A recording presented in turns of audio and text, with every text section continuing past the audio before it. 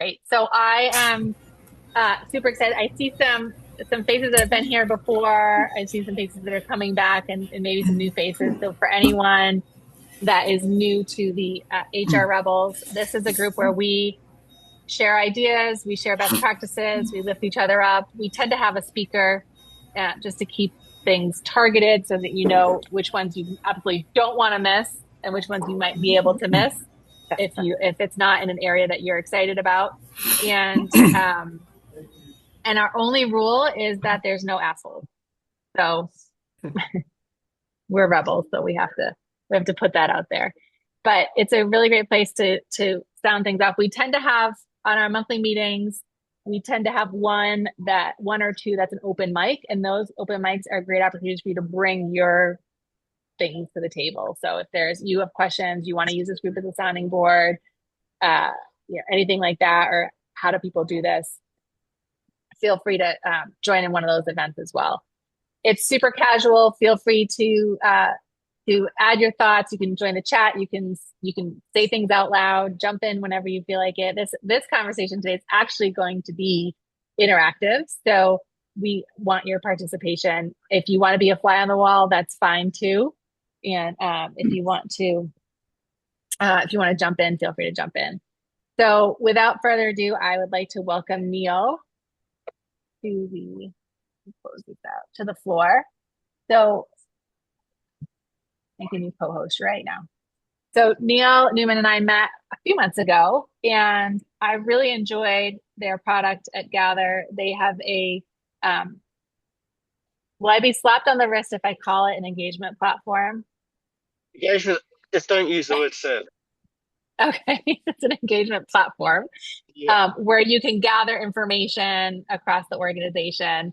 We are actually using this tool at the HR Rebel. So after this call, you'll get a follow-up email. Thank you for attending email. And in there, you'll see a link that actually takes you to gather some information about your thoughts on this session. And so the conversation today that we're talking about, that Neil's actually talking about, is how do you know if your culture is really happening? This is a very exciting topic. So Neil, do you Yep. want to introduce yourself and jump right in? Sure. Okay. Thanks for that, Michelle. Thanks for inviting me today. And a great partnering with you as well. Um, yeah. So yeah, I'm Neil Newman. I'm the founder of Gather, and the technology and the platform that I brought to the world is based out of 20 years of experience as operations director, my own experiences in corporate and my own companies that I've owned, and it's just trying to bridge that gap between what is being discussed in the boardroom and what's happening on the shop floor, and that's what we're trying to help with Gather. But outside of all that, what we're going to talk about today is, as you said, culture and you believe is happening in your company or not. And the nuances, there's a lot of nuances in work culture that people sometimes don't realize. So hopefully Michelle's going to barrage me the question, but as Michelle rightly said, please do jump in with your own experiences and views and opinions, because all I'm giving is my views and experiences. So doesn't mean they're correct. So please feel free to correct me. Michelle, back to you. Oh, you're mute.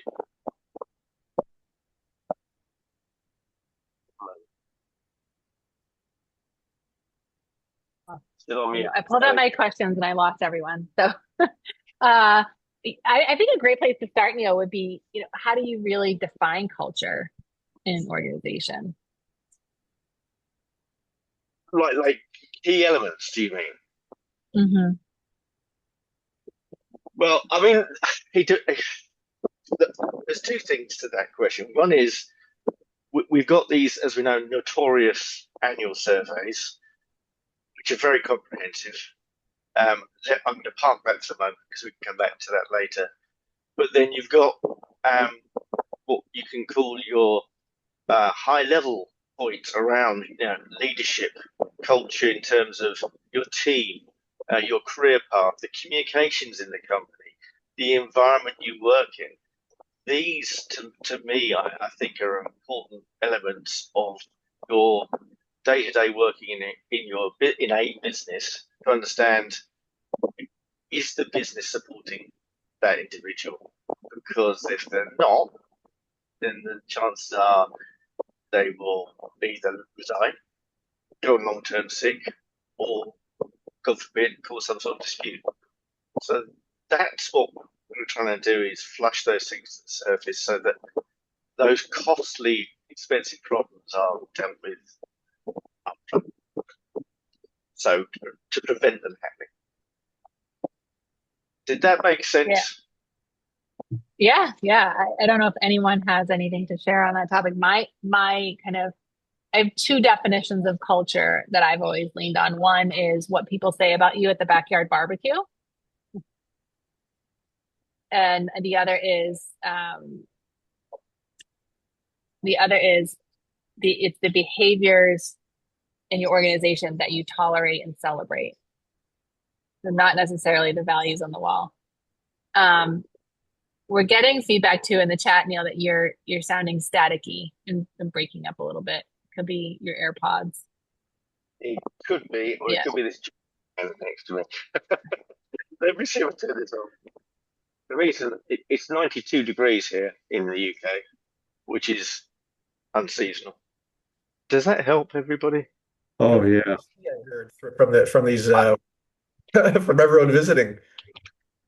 Okay, I'm going to slowly start melting, but that's fine. Let's see if we can get through the next hour.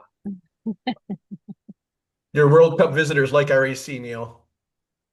Yeah, we're in the UK. We don't have AC. We just wind the windows down. Yeah. That Right. was a great thing. And Randy says culture is what happens when you're not there. Yeah. Yeah. Yes, I completely agree, and I've heard that expression before. And rightly say, cult culture is not what's going on when you're there; it's what happens when you're not there. I completely agree with that. Mhm. And what about so a lot of times when candidates are interviewing for a company, they say our culture is great. Maybe the company tries to sell them on their culture. What are the usually the first signs that it might not be great? Glassdoor Well, review. What there you go. people would call counterculture. It's what's, that it's what is different from what is coming out of their mouths. It's behaviors that don't align. Yeah, I also think um, look at turnover, and not turnover of your C players, but turnover of your A players. So, and I don't call that turn. I mean, that's true turnover, right? C players is performance management, but if you have A players leaving your organization, um, that if you have an organization of a bunch of C players, it kind of tells you where the culture is. Because I always said you cannot outperform your environment. So if I'm an A player in a C environment, I can't outperform that environment. I'm going to leave. I'm not going to stay around. And put that into perspective with some examples there, Randy, so that we all know what you're referring to when you say that. Yeah, so I worked for an organization that had poor communication, top down leadership, and what ended up happening was um, I use this analogy. People came in as Tiggers from Winnie the Pooh. People came in as Tiggers, and we turned them into Eeyores. And so they came in with their hair on fire about wanting to do great things for the organization. And the organization stomped them down, said, it's that thing of stay in your lane, right? Uh-huh. We don't need your opinions. We don't want your ideas. We don't want your innovation. We don't want your creativity, right? So people come into Yep. the organization with their hair on fire. Like I say, people come in with as Tiggers, and then we turn them into Eeyores. And Eeyores, right? They just trudge in every day, sit at their computer. They're the disengaged people, right? They sit at their computer. They do the same thing. They probably eat the same thing for lunch. They park in the same place, and then they trudge out of the building at 5 o'clock, right? Totally Yep. disengaged in the business. So that's what I saw. I saw that we and then we introduced an engagement model, and I'm going to actually talk about that. Michelle, is it in 2 weeks? Mm-hmm. Yep. Yeah, in 2 weeks, I'm going to talk about the engagement model that we used to turn that culture around, because it was a culture of complacency. Uh, you weren't rewarded for good behavior, and you weren't held accountable for bad behavior. Um, and so, good people in the organization, one of two things happened: they quit and left, or God forbid, they quit and stayed, which is even worse. Um, so that's an example that I can think of. No, that helps. It really does, especially the Tigger analogy. First I time like for that. me. I like that. Haven't heard that one before. Hey, Randy, so who led that? I mean, I don't mean to dig in too deep. I don't know if you're going to go into that in 2 weeks, but what caused that? Was that a top-down leadership approach? Yeah, it was. It was a family-owned, third generation family-owned business. It was run by three brothers. Two of them were totally oblivious about business or whatever. The third one he was okay. He just didn't get it. Um, and so when they hired me, I came in as the HR person, and I remember he said to me, when I said, "What do you think about HR?" and he goes, "Well, HR needs to take care of the people crap." And I'm like, "No, that's probably not my role. Um, my role is to help coach your managers to take care of the people crap." Um, but yeah, it was more of just, it was one of those that they didn't know what they didn't know. And, um, and I'm going to go into it in a couple of weeks. So I don't want to, Yeah. I'll share the story. But yeah, it was an organization that just didn't, I mean, they were successful in spite of themselves. They made a lot of money, which is crazy. But in spite of their culture, they made a lot of money. But after we rolled out our engagement initiative, they made a lot more money. And again, I'll share that in a couple of weeks. Sure. Yeah, I had something similar happen. I was at an organization, and when I walked in, they were rebuilding a product, and it was going to take them 4 years to do it. And everybody was like walking around zombified, like they were in a hamster wheel all the time, but they're never going to see the end result. And I met with the CEO right away when I started there, and I said, "We're going to do a culture project." And he looked at me and he's like, "Why? Why do we need this?" Because there's other companies out there that they have a shitty culture and they still make money. So why don't we have to invest in this? And so I explained it, and he was like, "All right, whatever, go ahead, do it, have fun." And we transformed the company. We had people all over like this building and all different. HR was behind a locked door. You had to like fob in to go see HR. Like, who's gonna go fob in? Because now everybody knows you're going to see HR, right? It's in the Yeah. system. So we put everybody in one contiguous space, which was great. So that helped with communication and collaboration. We moved to Agile, and we did the culture project. And then a year and a half later, we sold the company. And for many multiples of revenue, and the CEO came to me and said, if we didn't do that culture project, we wouldn't have got that sale price. And I was like, "See, I told you so." It was my "I told you so" moment. But it does have an impact. And Randy, to your point, when I first walked in there, we had people leaving all the time. And they weren't really holding people accountable. The HR director I was brought in to replace, they kept them there and let me replace them. They weren't even moving people out that didn't need to be there either. So they didn't have that culture of excellence. It wasn't an A culture. It turned to one quickly. Because you were involved. I was brought into a company for the same reason. They were trying to get ready to sell, but attrition was terrible. They couldn't keep clients. They couldn't fill the seats. And 2.5 years later, we sold it to the Apollo Group for $5.2 billion. And one of our biggest clients was FedEx. They would come into town and take me out golfing. They weren't even taking the sales guys or the ops guys out golfing. They were taking the guy out that changed the culture, that filled the seats, and help them meet their objectives, and it sold in the sale price. And then they took the company private. So we like the stock options, but it was it's amazing what a difference we can make. Yeah, that's an And amazing story. yeah, and it's great to see like there's real measurable results, right? Because when we think about culture, going back, like what's the definition? I think some people think it's a squishy, feely, kumbaya thing. We put values on the wall and everybody plays nicely. But it's really not. It really can be an accelerator in an And organization. can I also chime in on that as well and say other people also think work culture is a tick box exercise of we do the annual staff survey, we're done. That's it. Mhm. As far as as far as we're concerned, we've done our annual staff survey. The staff love us because their names are on each of the surveys, and they told us they love us because why wouldn't they? Anyway, And what are the well, challenges with the annual survey as far as culture is concerned? I mean, just going back to what I was saying, it, I've always used the expression anonymity breeds honesty. Um, I know it can be a challenge sometimes when there might be problems seen in the data because you want to go to the person that caused those problems or who's not causing, but stressing a concern about your organization. But then also looking at the data, you can actually understand how large or small the problem is. Is it 2% of your staff feel that way, or is it 90% of your staff feel that way?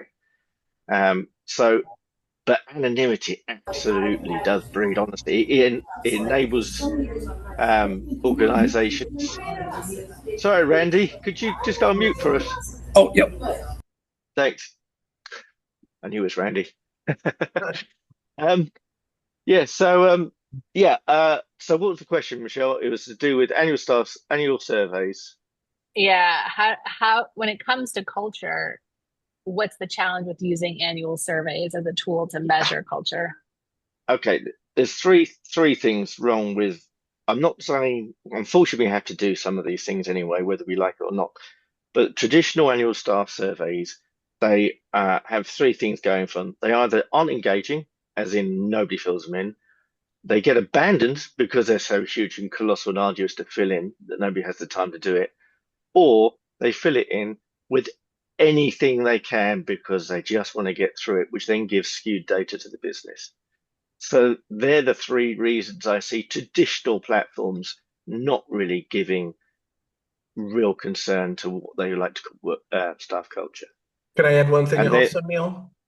say again, sorry? Can I add one thing also? Yeah, yeah, by means. Action. Action's the biggest thing. You get the surveys out there, then nothing happens, and people are frustrated. They're not going to give you that honest feedback anymore. You have to have actionable things that come out of the survey that you celebrate. Absolutely. I was speaking to an HR consultant last week, and he was saying he worked with an airline. He was the HR director with an airline, and he said their annual staff survey took the outsourced company that produced it a year to analyze the data to bring it back to give them a report. I mean, that's just ridiculous. I mean, all your staff have left at that point, and you get to read it in the annual report as to why. So that's ridiculous, and that's what we're trying to get away from. I mean, it's just an old model, tired model. Yeah, plus it's Yeah, Mich also like point in time, so you're not capturing sentiment over time, right? Where like if I just had my performance review and I'm not happy with it, and you give me an engagement survey the next day, my answers are going to be very different than they would be in 6 months when I got put on a new project that I'm excited about. completely. And the other side of that is you might be ecstatic because you've had a pay rise, but again, it's in the moment. The whole point is we shouldn't be doing these things once a year.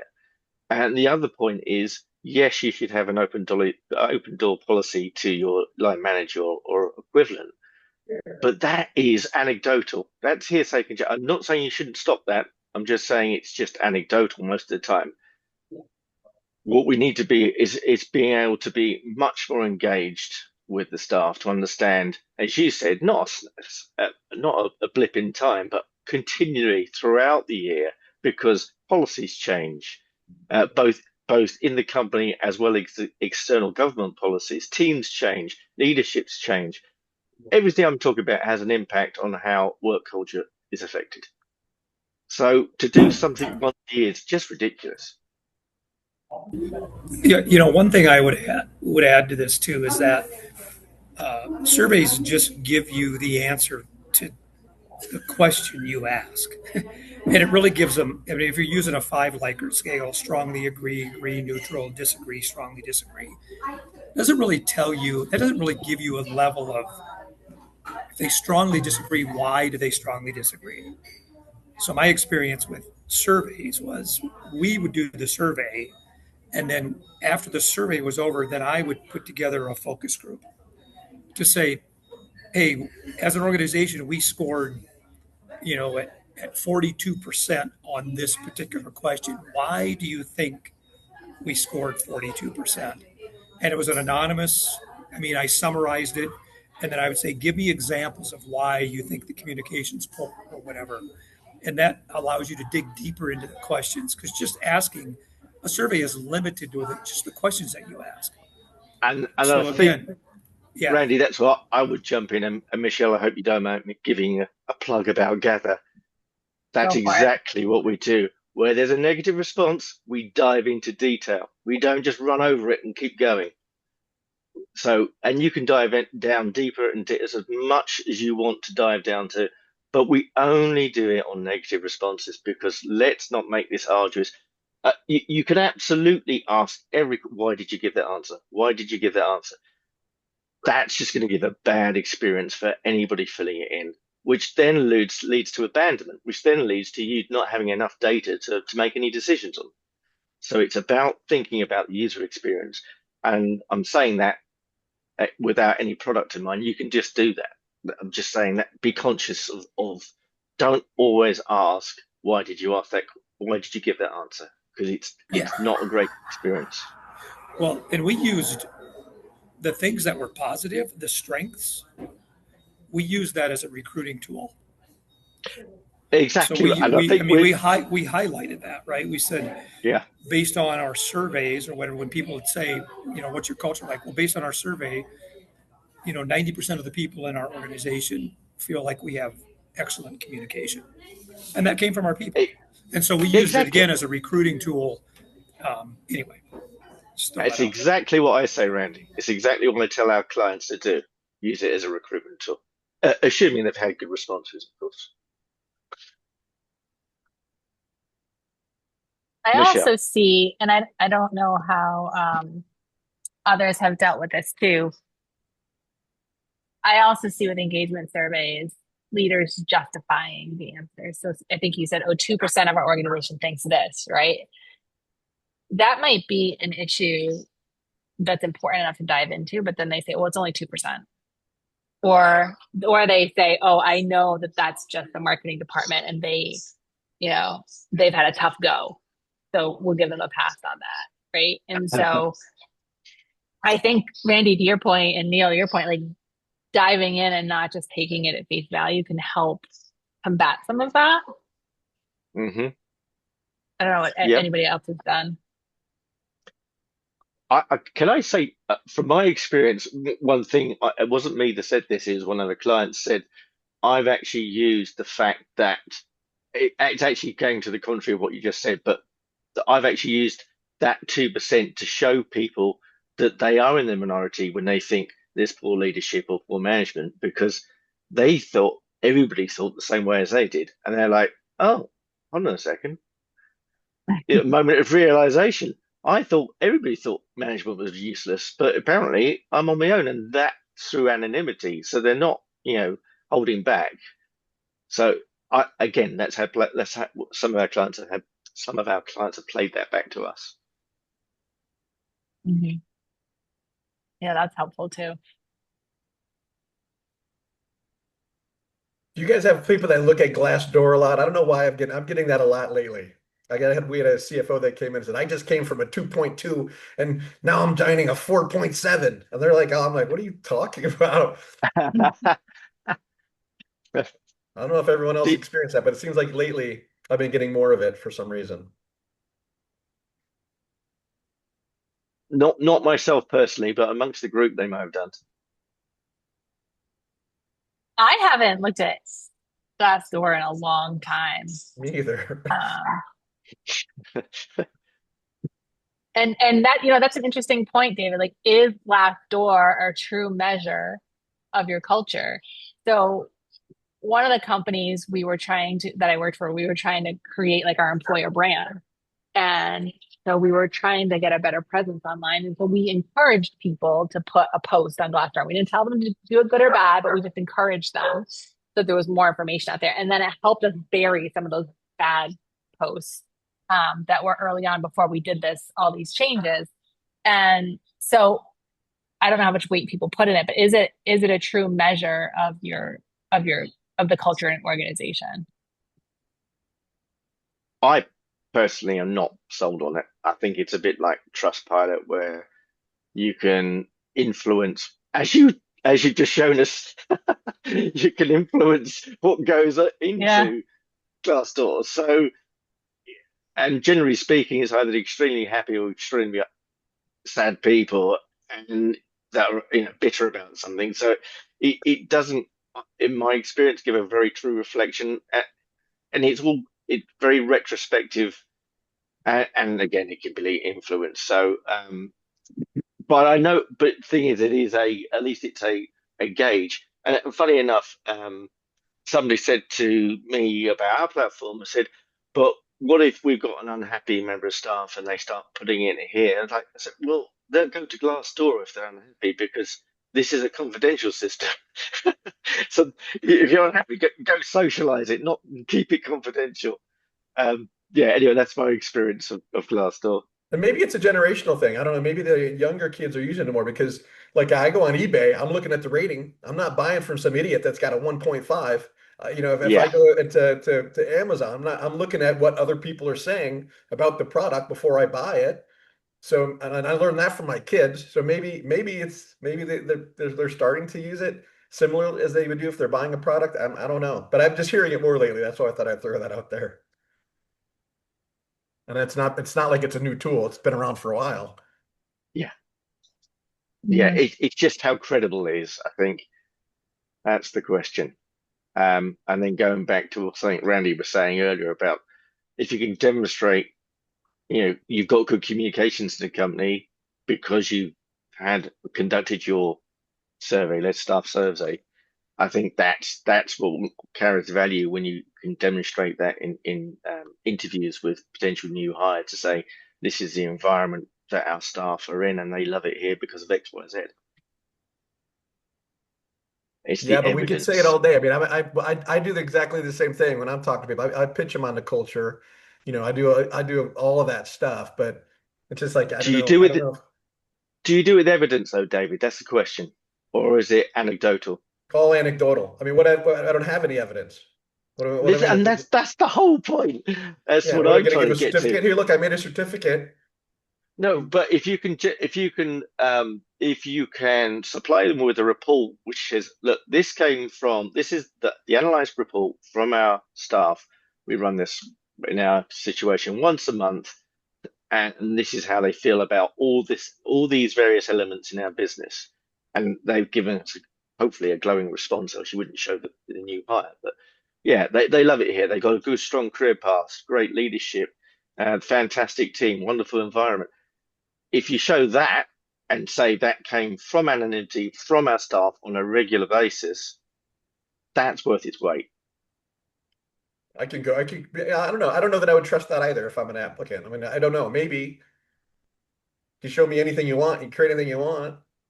Well, Well, you can. I mean, that's not off to a good start for a work culture, is it? That's exactly right. David, to your point when you were talking about reading reviews, like, sure, I can go in and read reviews in all of the ones, but I also go in and actually look at them for context. Like, is it just a bunch of one-off, or are they all saying the same thing?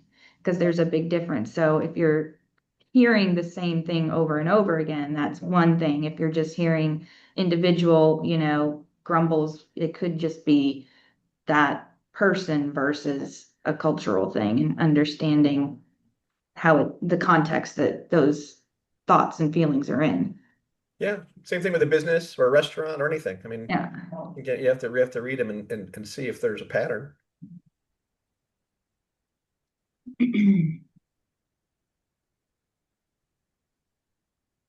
Yeah, and Michelle. Sarah made a comment in that my AirPods are dying.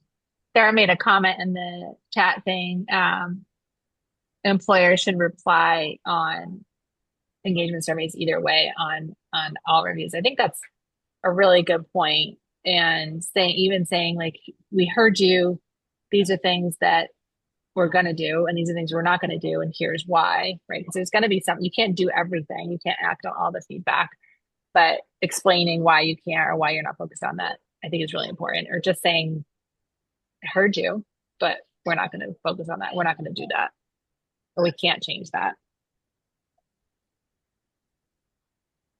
No. Uh, So let me Neil, is there a explain. tool you're talking about a tool? Is that what you do? You provide this a tool? Yes, in short, am I allowed to say that, Michelle? Yes, you can. Yeah, yeah. I'm trying to The rule is stay for away from. speakers, the rule is for speakers, they're not supposed to be salesy. So No. Okay. Neil's being Yeah. very, very polite. But yeah, you can talk about it. Yeah. So that's how we help our clients is we don't mandate they have to do it monthly, but the reason we prescribe they do it monthly is, well, first of all, daily is just ridiculous. I know one client that actually asks they've got people in the field, and every time they come back, they ask them how they felt. So it might have been 8 or 9 times a day. It's just ridiculous. You can't measure. So we suggest monthly, and the reason we suggest monthly, you can do quarterly. It's again entirely up to you. But within 3 months, something can happen to the point where staff are going to resign and leave, and that's what we're trying to prevent. We're trying to get early warning to understand: are the staff happy? If they're not happy, why they're not happy? What can we do to diffuse that situation? So yes, you can do it quarterly, but do you have enough time if you're only doing it once every 3 months? But again, that's not something we enforce. That's just something we suggest. And then it's pretty damn effortless to do it with Gather because it does all the analysis for you. So all you do is you look at the dashboard and see if there's any problems. But you can share that analyzed data straight back to your audience in seconds. And that's the big thing, closing that loop. And we sort of talked about that earlier, is we're all asked, to fill something in or, give your opinion on X, Y, Z, but you never see the outcome. And that's one of the things I ensured that we made easy for the business to do is share that analyzed data right back to their audience so that they knew they were being listened to. And then it's down to the business to then put, like we just talked about Glassdoor, put some context and some comments around that analyzed data to say, you guys are loving it here. Thank you very much. Or we see you're flagging a problem with our communications. We're going to work with you on fixing that. And Neil, what's Everything the I'm saying. website? It's just wegather.info slash WeGather.info. HR, wegather.info slash HR for HR specific. Neil, are there specific questions? So if you're asking, are you asking the same question every month? Or are you asking different questions every month? And are there specific questions that we should be asking to really identify if culture is working or not? Right. Okay. So again, we don't dictate. It's completely customizable. There are templates. So, but coming to your point, again, not HR experts, but based on experience, what we suggest you do is you have a common set of questions that you can use as a benchmark throughout your period so you can see if there's any changes. Let's use communication or management as one of those KPIs.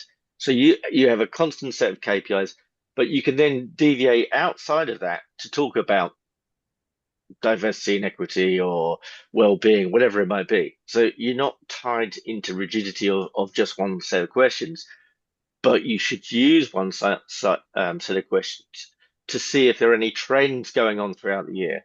And then you can map any trends to, is it a change in management? Is it a change in policy that has caused that that trend change. Does that make sense? Yeah. Good. What about the ENPS score? Is that a good NPS. yeah, so there's like an ENPS, so it's like the Net Promoter Score that companies do internally. Is that a good measure of culture? Right. So I wasn't aware of the EMPS. I know NPS. So tell me, EMPS, I guess well, I know the Net Promoter Score as how much would you recommend us out of 10, da, da, da, da, detractor, promoter. What's the normal question for any ENPS? Is it how much would you recommend us still?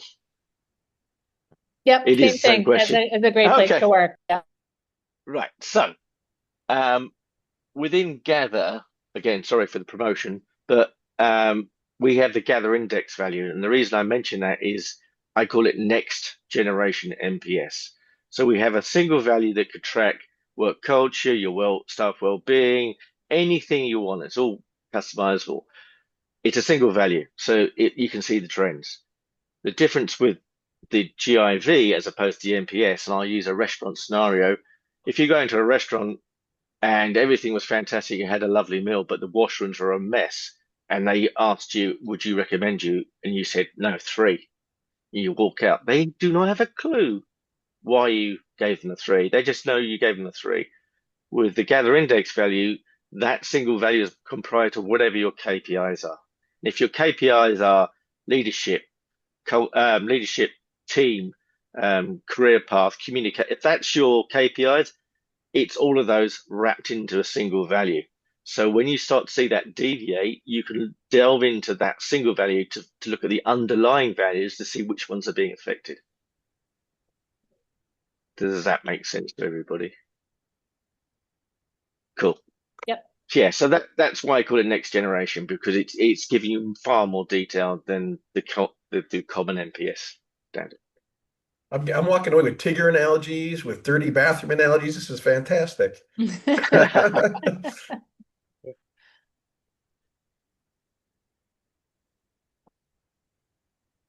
Michelle's teeing up a question. I can see her eyes Teeing up a reading question questions. here.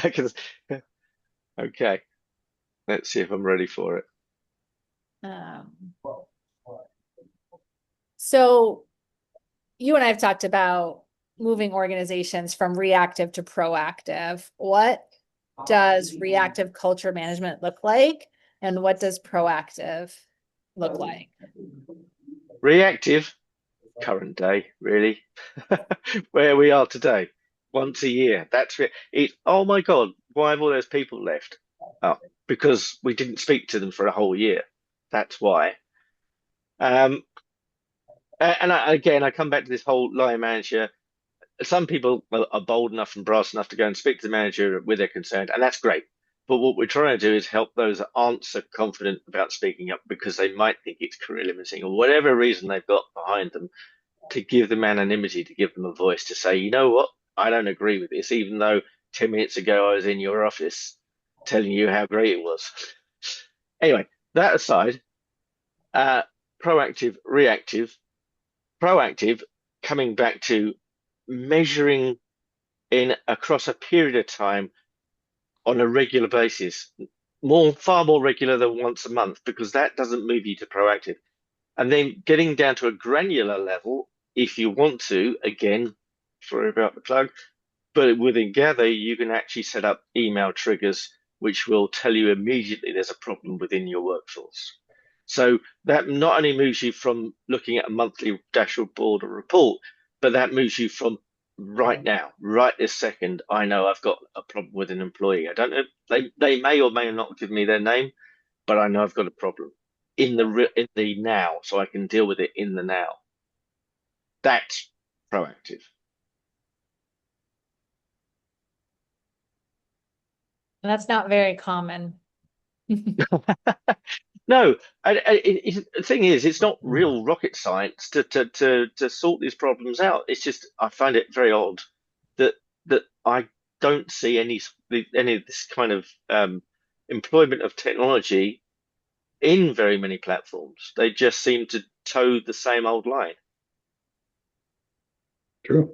See, I've done it where on a proactive basis in companies where I come in, especially ones that we're if we're getting ready to try to sell through an M&A experience, that then I start in the front and I build a proactive stance on how we can make the ultimate candidate experience. So from pre-employment, before being a candidate to driving them in to what they see when they're here, the value of the interviewing process, all of those things, build the ultimate candidate experience. Then I transfer it into building the ultimate employment experience. I've done this at several companies. We build the ultimate employment experience, and then we literally get the employees, whether it's through surveys or whether it's through focus groups or it's just the HR team talking about things, and we map it out for the whole year. These are the things that we're going to do, and we share progress, and we proactively work hard to make the ultimate employment experience, from how they're treated when they walk in to how we exit them from the business and everything in between, with full respect.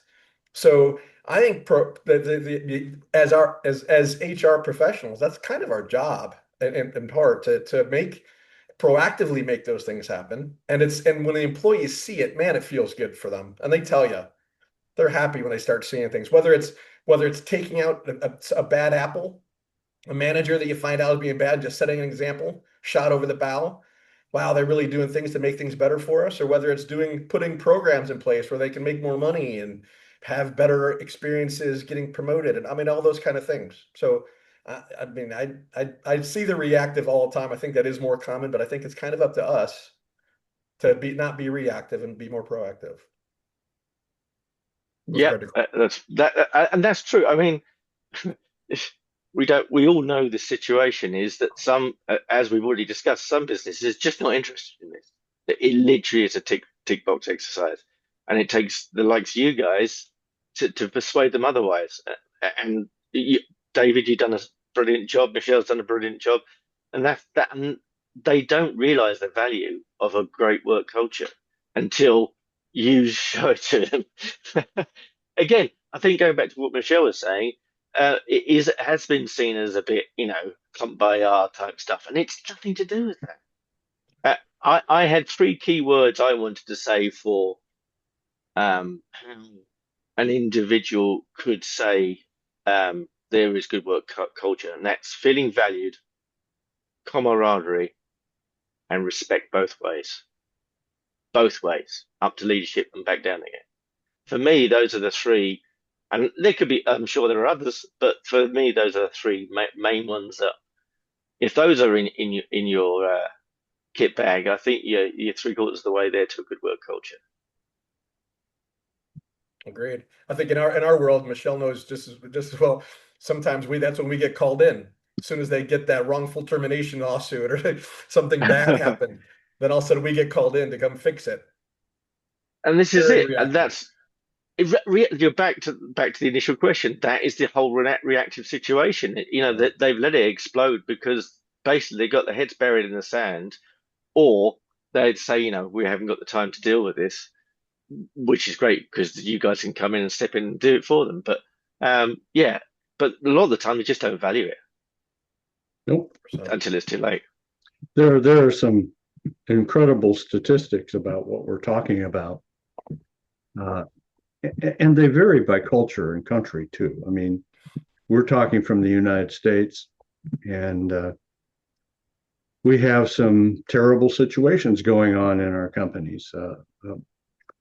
Less than 6 to 7% of our companies have great cultures. How much is that again, John? 6 to 7%. Wow. I thought you said How do they 60. measure that, John? What? Oh, yeah. And Wow. and if you go down the scale, there's a certain percentage in the middle that want to do better. And the lower you get on that scale, the less they want to do better, till you get to the bottom third that doesn't care at all. And so it won't matter what you do.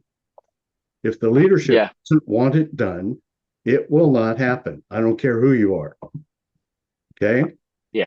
And so just as a point for Michelle and Megan and Neil and David and Randy and all the people on here, including myself, it's a crisis.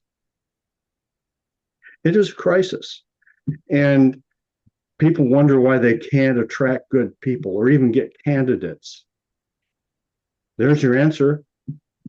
Is it? Yeah. We mentioned Glassdoor. It's a mess.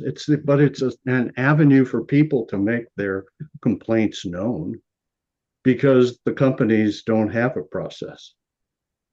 Exactly right, John. Exactly They right. do not have a process. And without the leadership's sign off and support of what we want to get done to help a company be better for its people, to make it more valuable, to increase sales, right? To have a better stock price. It depends on whatever that goal might be, to get it sold or to get a merger and acquisition aligned so that things can go smoothly. Without leadership's buy-in, then Michelle and David and you and all of us have a nearly impossible task of being tasked with improving the culture when the culture is the reflection of the leader. As we always say, it's top down. That's right. So every company has a culture. Every company has a culture. And it doesn't matter how you think about that. Good, bad, or absolutely poisonous, that's the culture. And so what we're talking about, and I'm very interested in your tool, Neil, is the ability to get the data without being intrusive, but on a regular basis and track change, right? That's it. And I've been in if you want to call it HR, I don't call it HR. That's the nuts and bolts part of people processes. But this is the same old story. The difference is that after 50 years in our country, we have gone topsy-turvy. We're people who wanted a great company to work for, worked for a great company, made a better company. And now you can look at the best companies out there. Let's look at Meta. Let's look at Salesforce. These are the examples that other companies take a look at and say, oh, we'll be that way. Or you can look at the little company here in Seattle that raised the wages of their people to $70,000 a year, and now it's almost $90,000 a year. Everybody to get a working wage, a livable wage, and their stats are through the roof. So in some ways, this is a little bit of an event, right? Because all of us here on this screen want to do something good, right? And we can, and all the tools that are available. But with half of the people, half the companies in our country being run by the chief financial officer, that ain't never going to happen, bub. Unless you can convince them, like Michelle and David mentioned, that, and you've mentioned yourself, John, that there's a return on the investment. If you can do that, and we know we can, that it's proven. Stats are there. It's just getting that conversation and convincing them. And getting people to be able to talk about what they want, not just what they don't want. I've been a part of organizations where there was great culture, but like I made in the comments, it was by accident. It was just to happen to be a good group of people that were getting along really well. Oh, wow, we've got a great culture. And then you get drift. And everybody goes, what happened? We used to be so great, and now it sucks. And nobody understood that it was because there was no intention behind that culture. Nobody actually put it on paper, what it means, what they wanted it to be. Mm-hmm. And then when it's gone, the loss, I think, is even worse than when you never really had a great one to begin with, because they don't know how to get it back, because they don't know what made it that way in the first place. Sure. And that must be tricky for you guys as consultants, because you're pulled in to try and course correct that. And you're like, well, where did you start from? I think it's like John said, that always happens as soon as HR starts reporting to the CFO. As soon as that happens, that's like, oh. So HR's got to report to the CEO or it doesn't happen. I was so lucky. I started at a company that is still listed as one of the greatest employers in the United States, and that's Nordstrom, their customer service and how they treat people. And that was my model, right? I didn't know that was unique and wonderful. It was great. And so my training from an HR, whatever I was, because was a great company, and I know what it looks like. I can feel it. I can taste it. I can take one look at some data and say, well, here's what we have to do. Is this what you want to do? Is this where you want to go? And sometimes, sorry, carry on. No, sorry. It's okay. I'm taking up your time. I'm sorry. Irish, I speak my mind. And Gather sounds like a tool. You have some competition out there, but to make it easier for companies to do and make change is what technology should be used for and should be aligned with, and not just data. Nicely summarized, completely. And I think, again, I mentioned it earlier, it's about closing the loop. So many people fill things in and never hear a dicky bird post that filling it in. So it just completely devalues it. It's like, why bother? Yeah, but I think to Megan's point too, like if you are doing this on a consistent basis, even when your culture is, your culture is good, you're doing this. When you start to see drift, you're going to notice it in the data before you actually notice it. And before people start scratching their heads and say, oh gosh, what happened? Well, where did we drop the ball? Yeah. Right. Well, right. Yeah. More times than not, that's the result of some leadership change along the way. Something happens, some new person comes in, and their bonus and et cetera is all driven by certain KPIs. And if it's the CEO, I mean, it's whatever the board has decided to show an improvement in. And it'll take, and the truth is, it'll take a couple of years, 3 years to actually see the results of that change. Before they notice it, and it might take another 2 or 3 years to correct it. But that's the challenge, and to notice it and to recognize that it's a drift. Yeah, and if it's done with, I don't know, be crude, but with data, you can easily see it's graphically very easy to see.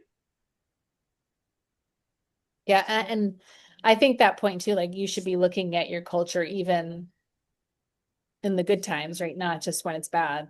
That way you completely, absolutely, the data over time. And then going back to can always be better. Right. Yeah, exactly. But also going back to what David said, if you've got great culture in you and you can evidence it, it's a great recruitment tool. Oh yeah. Most great culture companies have no trouble attracting people. They line up. Sure. Word of mouth is the best way to recruit. It is, absolutely. I build a chart about how that actually works. It's kind of like the rings in a pond when you drop in a stone or a pebble, and it's so true. When the message is consistent, the best people to promote your company, or the best promotion, are the people working in it.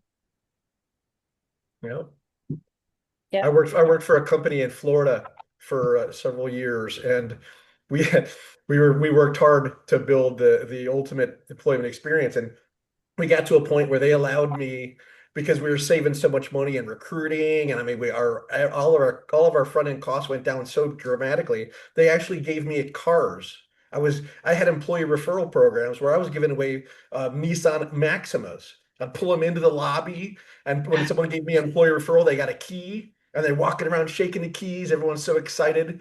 And then at the end of the program, everyone had a key, and the one that opened the trunk and the balloons came out, they're the one that won the car. So, we can, and they're, and the leadership team was happy as hell to give me money for cars and Yep, the stuff. exactly.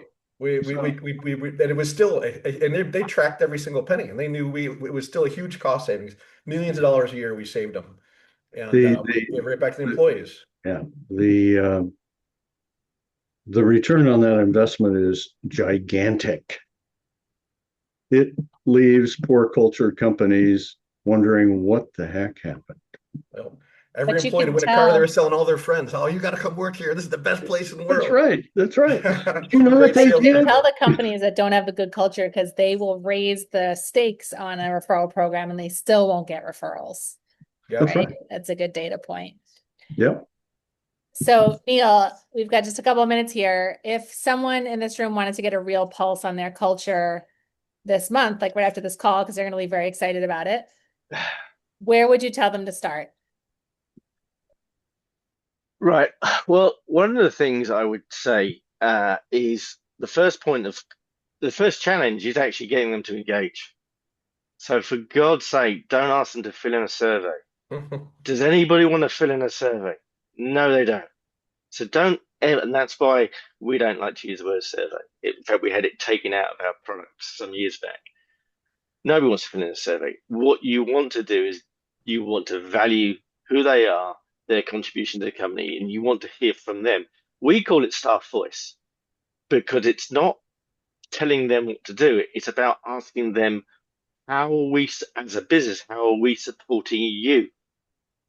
That really helps. It's a psychological buy-in.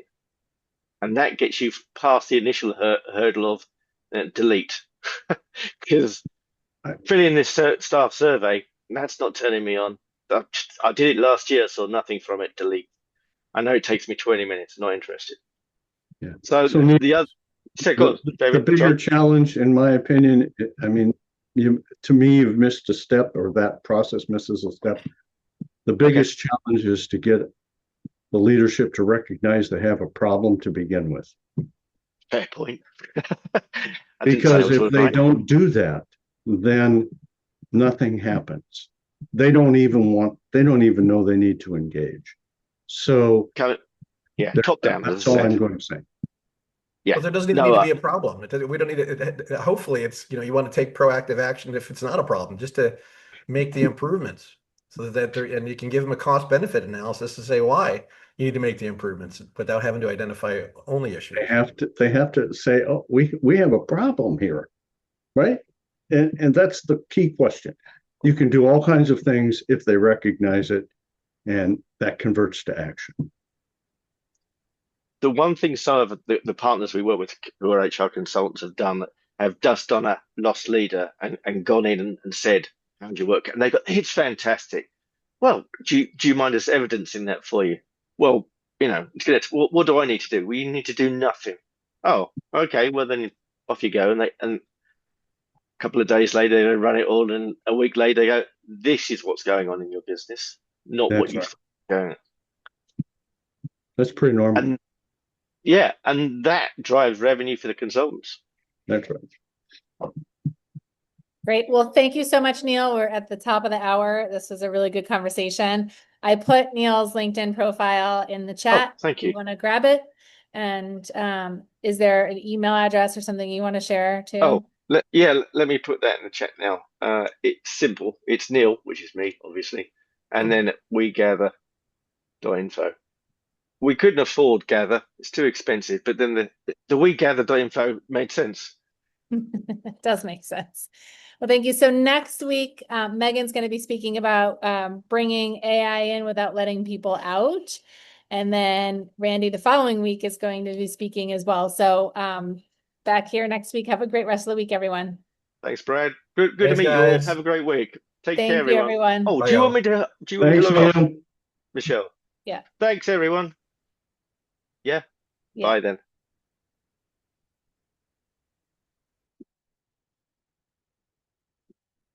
Oh. It's left.